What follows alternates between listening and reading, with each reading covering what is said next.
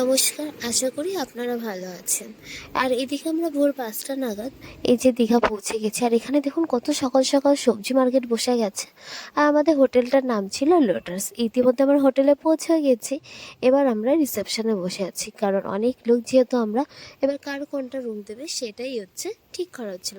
অবশেষে আমরা একটু রেস্ট নেওয়ার জন্য একটা রুম পেলাম, কিন্তু এটা আমাদের পার্মানেন্ট রুম নয়, কারণ আমাদের যে রুমটা বুক করা আছে এখনও সেটা খালি হয়নি। তো এখানে বসে এই মুড়ি চিড়ে খাচ্ছিলাম। আমরা বাঙালি বস, যেখানে যাই আর কিছু আমাদের সাথে থাক না থাক, মুড়ি কাঁচা লঙ্কা চানাচুর মাছ থাকবেই। তো আমরা খাওয়া দাওয়া সেরে রেস্ট করে এবার একটু বেরিয়ে পড়লাম সমুদ্র সৈকতে যাওয়ার উদ্দেশ্যে। এই ফুলগুলো দেখুন কত সুন্দর। আর এই যে কথা বলতে বলতে দেখুন আমরা পৌঁছে গেলাম সমুদ্র সৈকত। কত দিন মানে পরে আসা, নেই নেই করে তো প্রায় 4-5 বছর পরে আর কি আসা। তার আগে অনেকবার এসেছি আমি। আর দেখুন কত সুন্দর ভালো মানে লাগছে।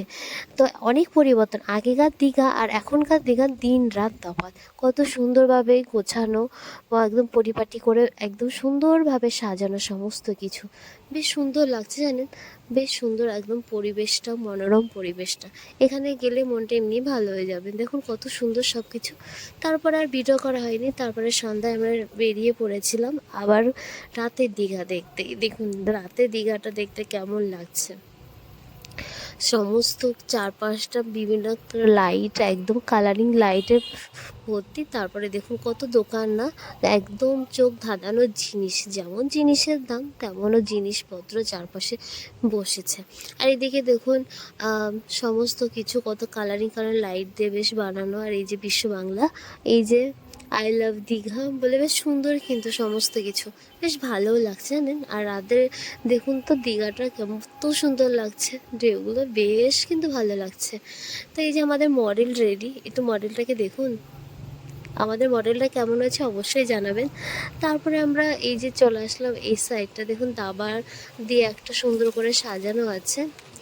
আর এই যে লেখাগুলো না, প্রতিটা বাংলা অক্ষরের ছড়া সমেত সুন্দর করে ছন্দ মিলিয়ে মিলিয়ে একদম মানে আর কি লেখা আছে। এটা আমাদের মুখ্যমন্ত্রী যা যা প্রকল্প আর কি বের করেছেন তার উপর একটা আর কি থিম করা হয়েছে চারপাশটাই জুড়ে।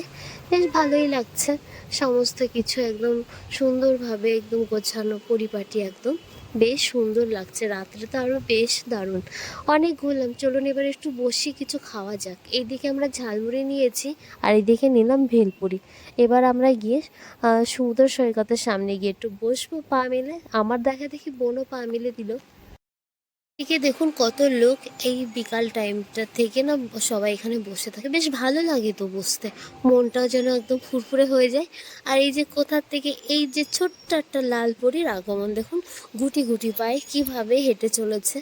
ওর তো বেশ মজা করছিল দিন, মানে এই বিষয়টা ওর তো একদম নতুন এটা। তো এই যে ওই কাকুটা রাখছিল, ওর কাকুটার কাছে যাওয়ার জন্য, ও যে কী ভাষায় কথা বলছিল সেটা ওই জানে। বেশ সুন্দর গুটি গুটি পায়ে তার বাবার সঙ্গে ঘুরে বেড়াচ্ছে, দেখেও বেশ ভালো লাগছে। দুগ্গা দুগ্গা।